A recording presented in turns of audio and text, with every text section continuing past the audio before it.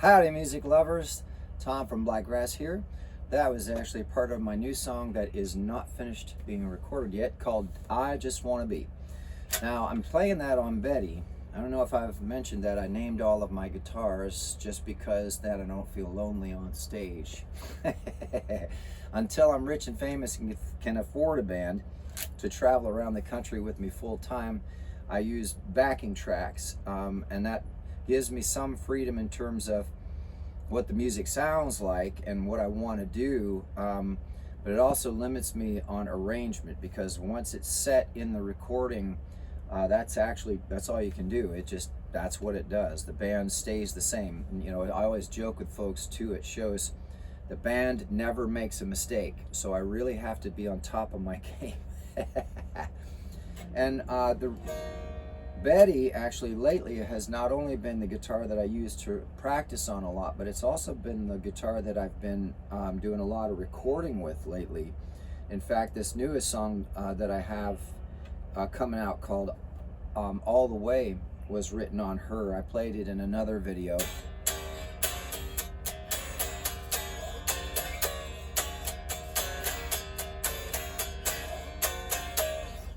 So that's Betty. When you hear that song, when you finally get to hear it either live at the show, which you can do now, or when I get the recording done finally, then you'll be able to hear Betty on there too. And actually a good example of what Betty can do is a song that I wrote called Good Vibes. So that's this guitar here. Now, this guitar is actually another one of my custom build guitars. You can see here, guitar. Custom Build is a guitar company out of Austin, Texas. Vaughn Shannon actually is the fella you'd want to talk to, and you can pick them up at JD's Southside Music on the south side of San Antonio, Texas. And that's where my friend Dave Pendergraph has his music store. He's the exclusive dealer for Custom Build.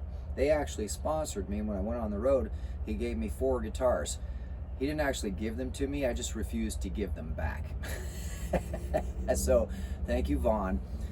So I always try to do my best to make sure I promote his stuff. But I was so impressed with these guitars. You know, I've actually been to Norm's Rare Guitars in LA many times, and I would pick up these old expensive guitars there, and they just didn't always play well. Sometimes they just didn't sound good at all, but because they were so old, they were marked at, you know, $50,000 for this guitar, or $100,000, or $20,000, what ridiculous amounts for the guitar. But it didn't play well to me, you know. So each guitar player, you know this, it's got to fit you. It's got to fit your hand and how you play. So anyway, when I first picked up a Custom Build at JD's, every single guitar that was handed to me actually played amazingly, sounded really good, really interesting. And I love how each one has its own personality. And now it's reached the point where, and so basically that's what hooked me on the guitars. Now it's reached the point where each of these 4 Custom Build guitars have had songs written on them now. And I've recorded with them, because once you pick up something like a guitar and it sounds different and you're inspired to write something, well, then you got to record it, and then you have to have the guitar on stage. Now, one of the jokes I tell folks when I'm setting up is, now it actually takes longer to set up my guitars when on stage than it does to set up the actual PA and all the sounds and lights. Just because there's so many guitars. Anyway, so this is Betty. And I wanted to share with everybody the story. We actually got to go to Muscle Shoals, and it was, of course, if you're not familiar with Muscle Shoals, you probably know the song Sweet Home Alabama by Leonard Skinner. Everybody knows that tune, right? Everybody plays that tune. I used to play that song. And he talks about Muscle Shoals has got the swampers. I never knew what that meant until I was actually I was in Tuscumbia playing at Kingpin's. And they told me, you know, Muscle Shoals is just down the road. I said, okay, yeah, what's that? Well, you know from Sweet Home Alabama, right? Muscle Shoals, the Swampers were studio musicians who left the studios they worked for and started their own studio called Muscle Shoals, where the Rolling Stones, Willie Nelson, Linda Ronstadt, everybody you can think of went and recorded at this studio. It's just internationally famous, and it was so small I couldn't believe that that was the studio. It was like, I mean, it wasn't a closet, but it was a small building. But it's got such history. And they've got all the old publishing down in the basement. In fact, the closet, the bathroom in the studio was where Keith Richards actually wrote the song Wild Horses. He was in the bathroom with the guitar figuring out that song. That's cool. Now that leads me real nicely to my other custom built guitar, which is Chosette. She's actually getting a lot of stage time lately because I just really enjoy playing her. So hang on, let me show you her. Now, what does that have to do with Muscle Shoals? I had to have a t-shirt, of course. If you go to Muscle Shoals, you got to get a t-shirt. You got to get the tour and you got to get a t-shirt. And then get your picture. This is Chosette. Chosette is basically, Vaughn said he was going for basically what I think is the Langdon, and I think that's Trey Anastasio from Fish has a guitar like this called the Langdon. He called this the custom built Lang.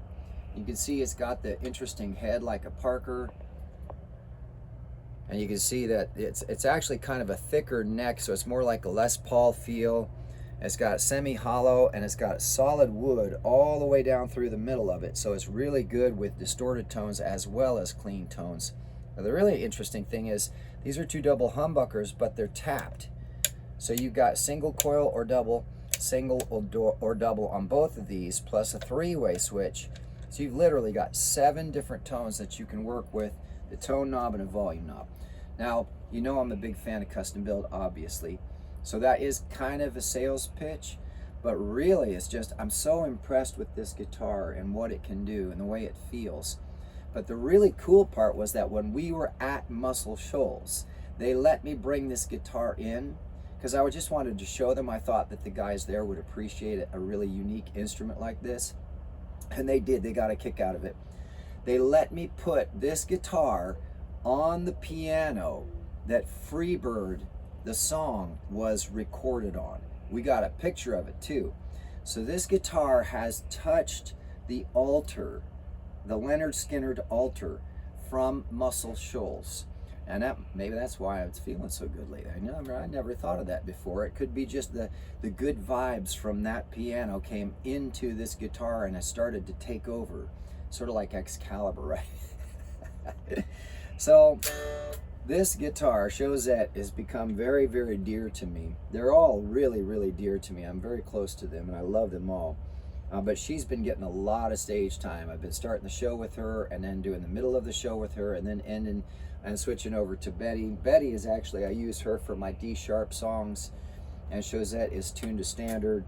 Rosa, my acoustic, is tuned to standard, and I've got Stella and Sandy still in the closet too. They're tuned to standard, but she seems to be what's drawn me back many times throughout the show on a regular basis. I thought you might get a kick out of, what is going on with all those weird guitars up there and what it is that you're doing.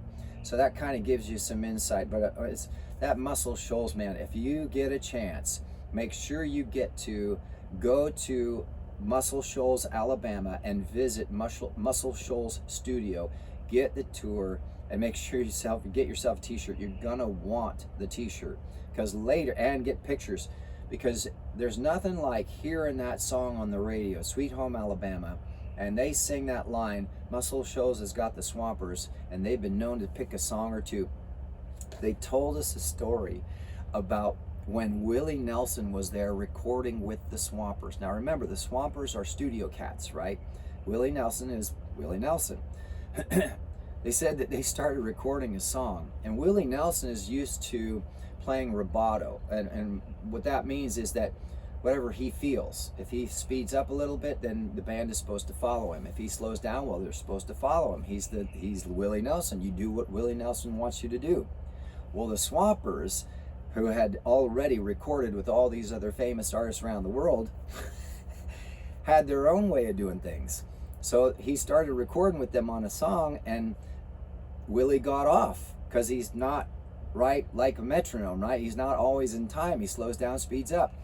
And he stopped the song. He said, looked at the drummer, said, boy, you're going to have to follow me on this song now. And the drummer looked back at him and said, Willie, we're like a metronome. We do this for a living. You're gonna follow us. And they said you could hear Willie's manager in the studio control booth cracking up because nobody ever talked to Willie like that. And he said, Willie's like, well, what am I supposed to do? And he said, you just follow us. We're professionals. That's awesome. And I love Willie Nelson. I bet you he got a kick out of that. Now, he ended up buying a t-shirt too. There's a picture of Willie Nelson with the Muscle Shoals t-shirt on. So now, just to end this video, I got to share this story real quick. There was a time when I was working with this tribute band that was driving around in a big bus. And we traveled around a few states on the western side there of the country. And when you do that, especially if you're on Route 10 going east or west, one of the places that you're going to hit is the checkpoint in El Paso, the military checkpoint. Now, why is there a checkpoint on an American highway, especially a military one? Well, because El Paso is right at the Mexican border. So they're always checking coming in and out of there. Not in and out, it's actually east to west, right? So they pulled our bus over in the middle of the night because the dogs started barking at our bus. There was something on the bus, they had to check it. So in the middle of the night, we got all these musicians pulled out of this bus, stand alongside of the road with this fella in full body armor and an M16, and we're talking to him and joking around. And they take the dogs in, and of course they don't find anything. The dogs just smelled probably old sandwiches or something.